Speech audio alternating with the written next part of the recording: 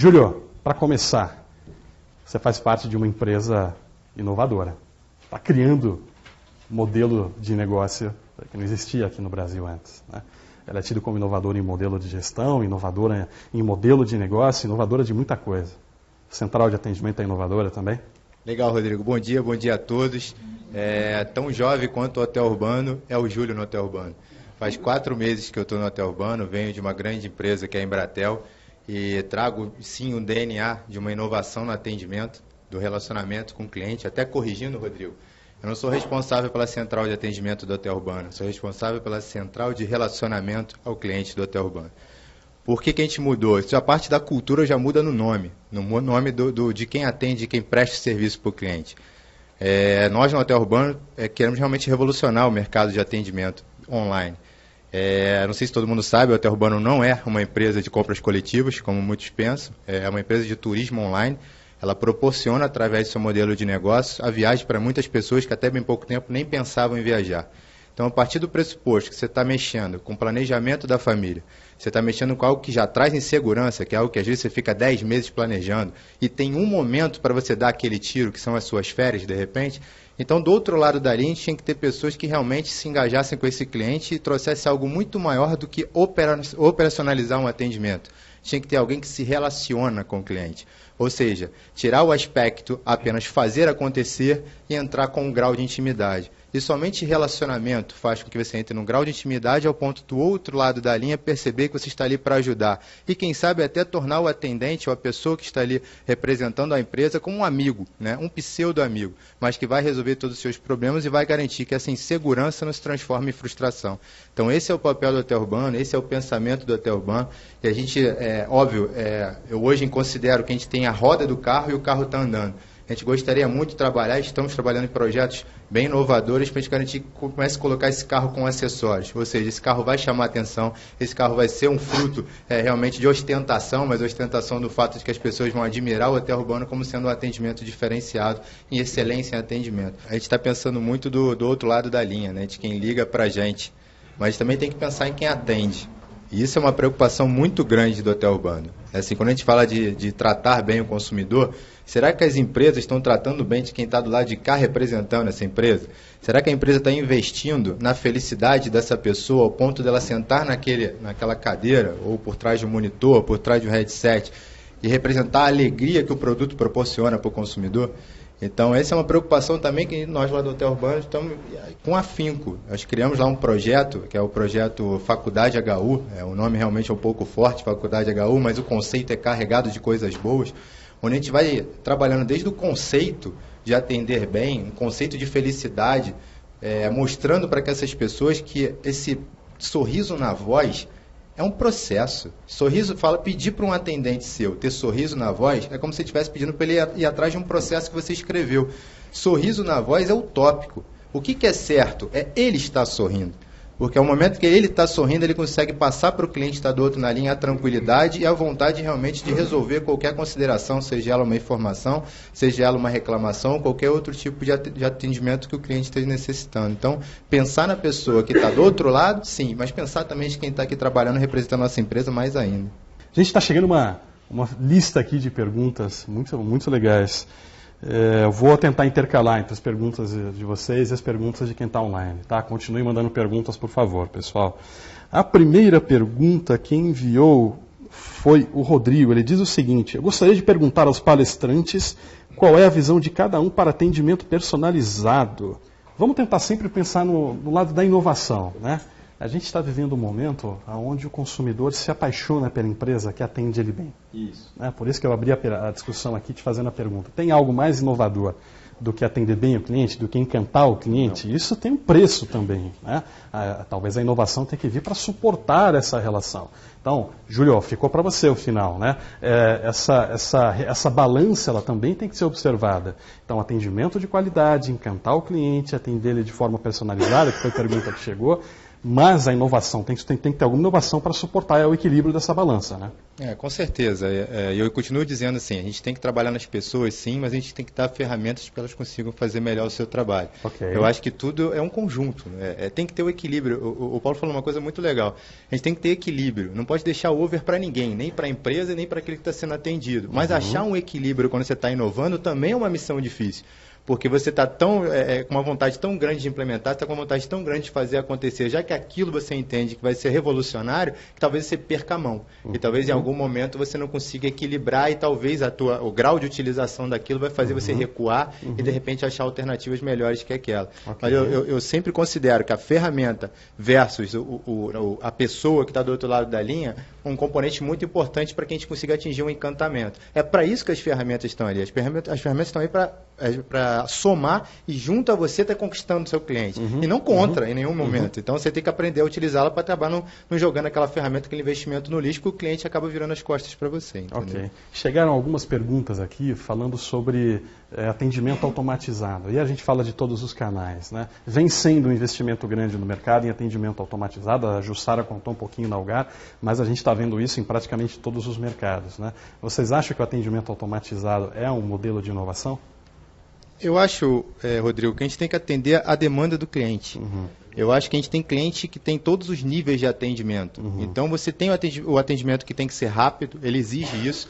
Tem um atendimento que ele quer falar com alguém. Às vezes ele não quer falar. Ele está, de repente, num momento ali de trabalho que ele precisa resolver alguma coisa, tem um chat ou tem um autoatendimento que ele vai conseguir resolver na velocidade que ele precisa. Então, o que a empresa tem que estar preparada? Para atingir os vários níveis de necessidade do seu cliente. Então, acho que não tem essa do atendimento estar tornando algo frio. Não é. Existem as camadas de atendimento que vão necessitar daquele autoatendimento. Eu acho que cada dia mais as pessoas estão aceitando mais esse tipo de atendimento. E o legal, Jussara, desculpa, vai lá, Júlio, Rodrigo, mas o legal é que a gente tem um componente bom do autoatendimento para os dois lados, né? Porque para a empresa é muito bom que há uma economia. Eu participei de um projeto grande, inclusive da implementação da URA, que também atende a NET, e a gente pulou de uma retenção de 15% de uma URA que não tinha integração, que não tinha humanização, que é um dos motes que tem a empresa que trabalha com a NET e com outras empresas, ia subir para 48% de retenção.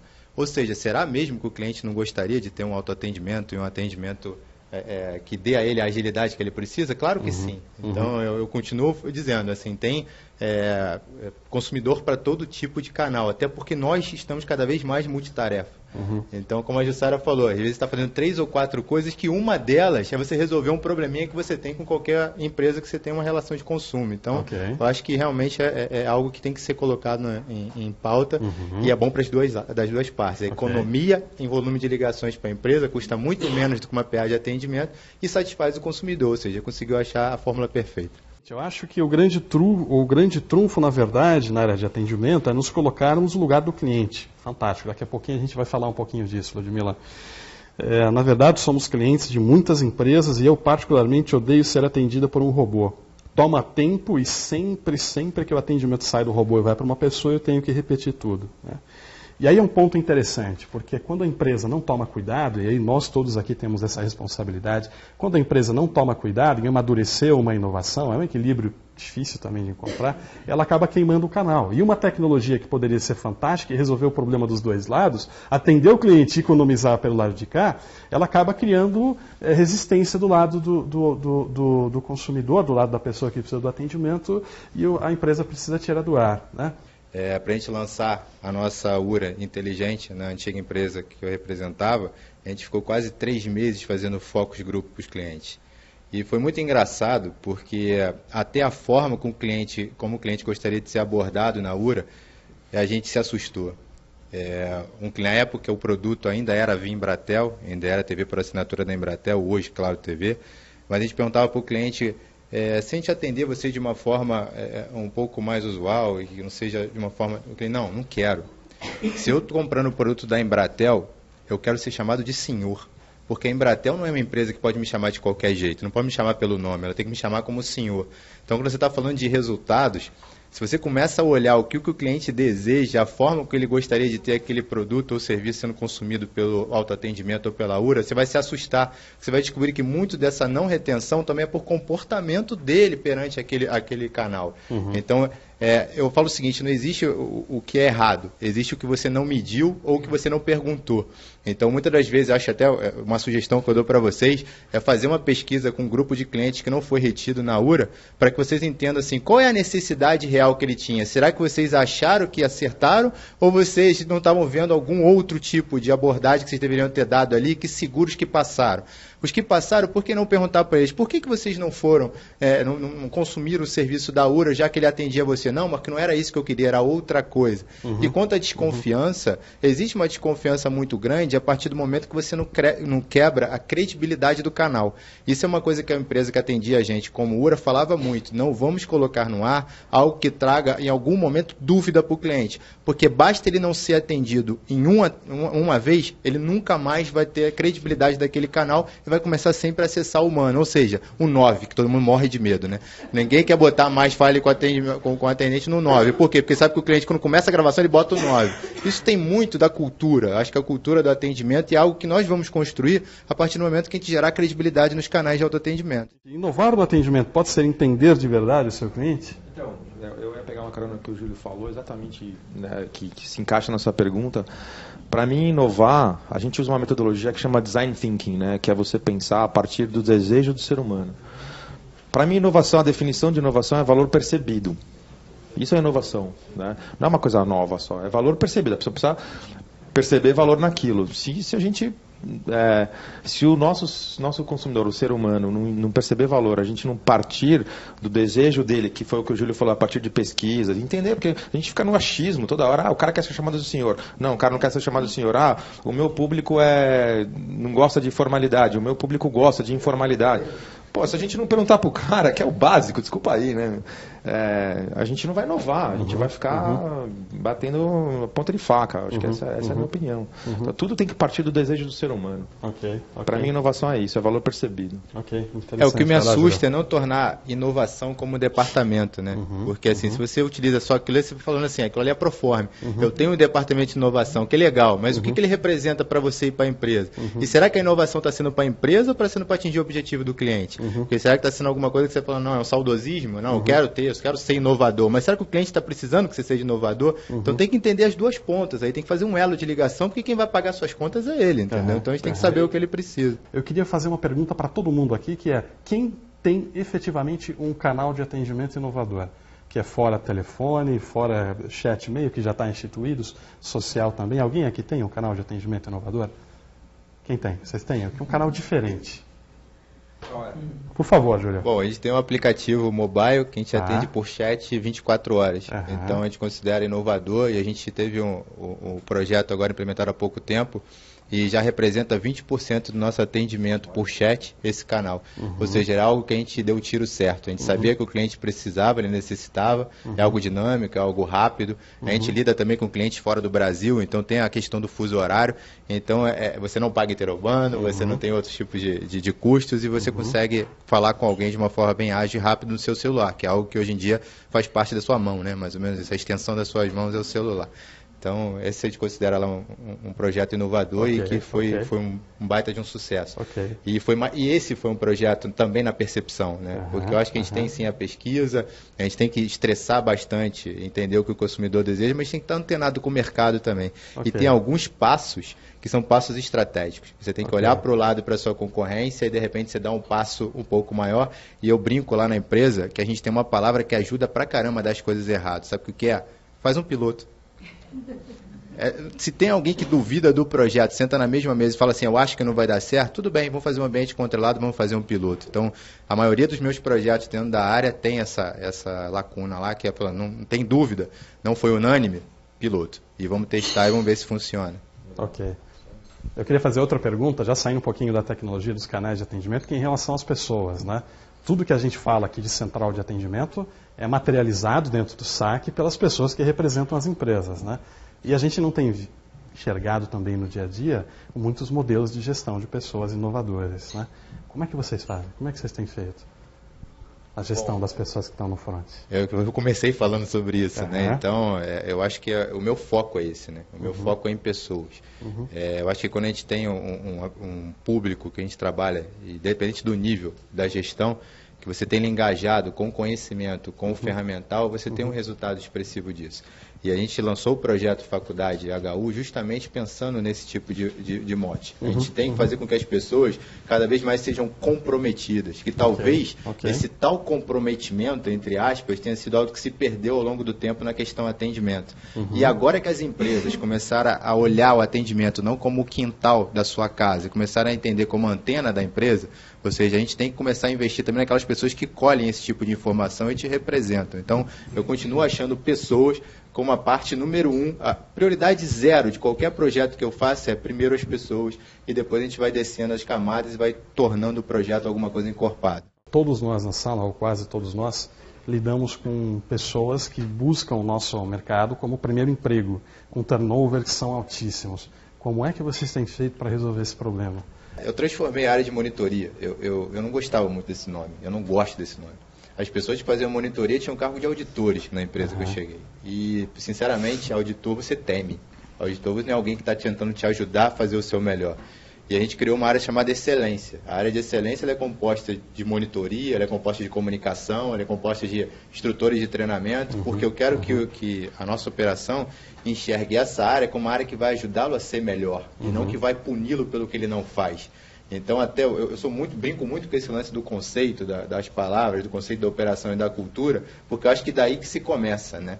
E a outra coisa que a gente preparou agora, um cardápio de indicadores, engraçado, indicadores normais de operação, para medir a performance de cada um, e a gente colocou 2 lá que não existiam.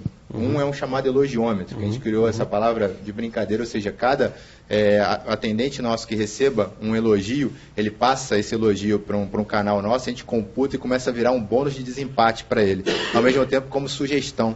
A gente criou 3 níveis de sugestão.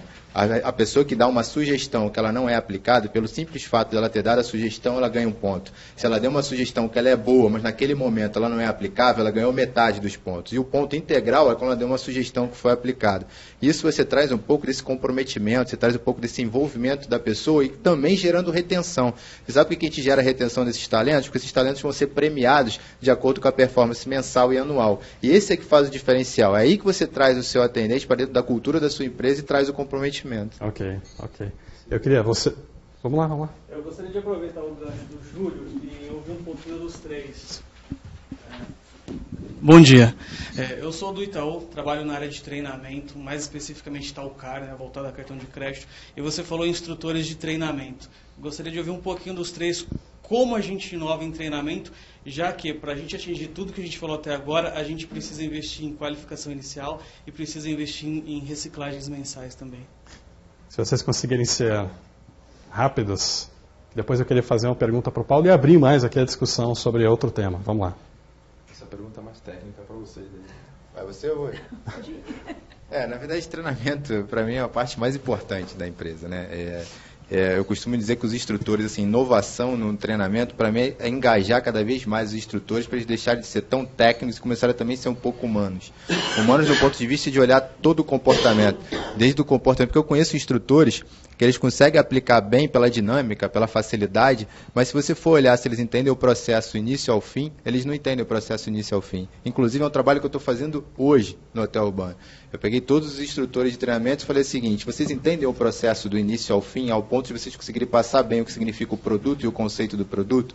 E eles estão agora internados numa discussão com a área de processos para que eles consigam incorporar realmente a vida do cliente, o ciclo de vida do cliente no atendimento. Então é uma coisa que eu acho importante, aí sim é inovador, porque você começa a fazer com que o teu instrutor seja o cliente, inclusive na hora de treinar.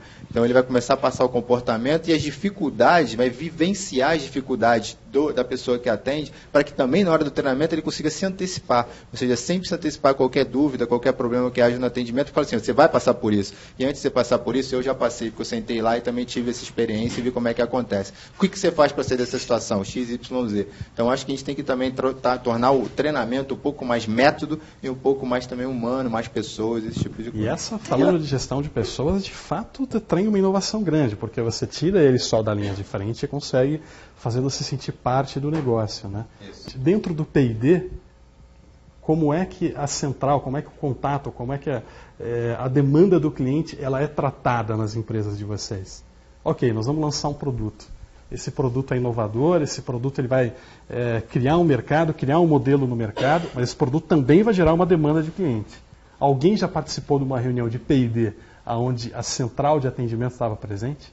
Para mim é impensável você fazer inovação sem você ouvir o teu consumidor. E o teu consumidor mais atuante, mais relevante é o que te liga, pô.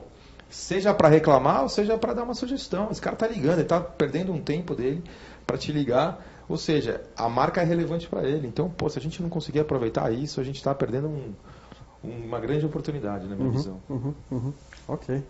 Interessante que nessa hora a central de atendimento inverte de papel dentro do conceito que você está trazendo, né? Ela é o vetor, ela não é o peso. Né?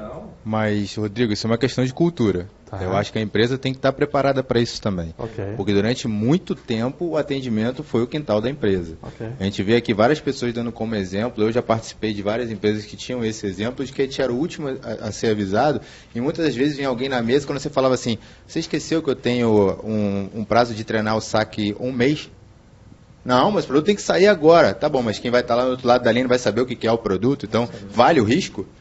Você só me envolveu agora nesse projeto, então eu já participei de reuniões assim. E isso acontece realmente no dia a dia e eu acho que essa cultura tem que ser top-down.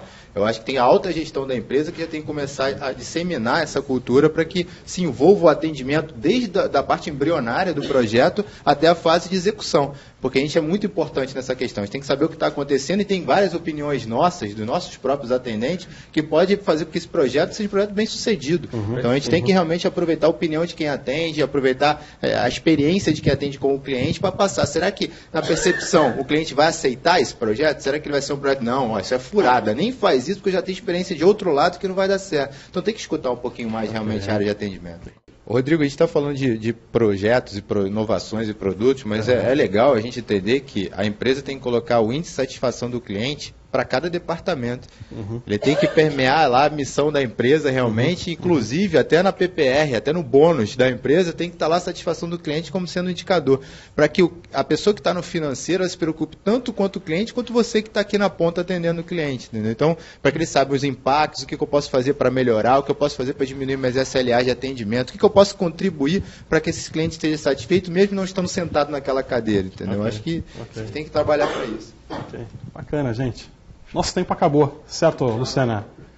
Tá bom. Então, alguém quer falar mais alguma coisa aqui? Eu só quero fazer uma consideração final. Por favor. É uma coisa que eu venho tentando trazer a cultura em todos os lugares que eu me apresento, tudo que eu faço, é que eu faço sempre uma pergunta assim, né?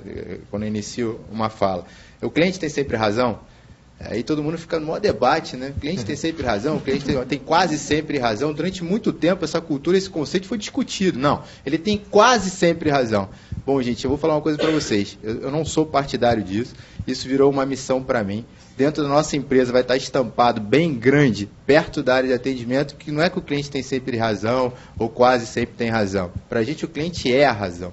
Entendeu? Então tem que parar de se discutir a razão e transformar ele na razão da sua empresa. Que aí sim a gente vai conseguir atingir os objetivos que o Paulo falou, que a Jussara falou e que todo mundo aqui almeja, né? Que é fazer com que o cliente fique satisfeito e encantado.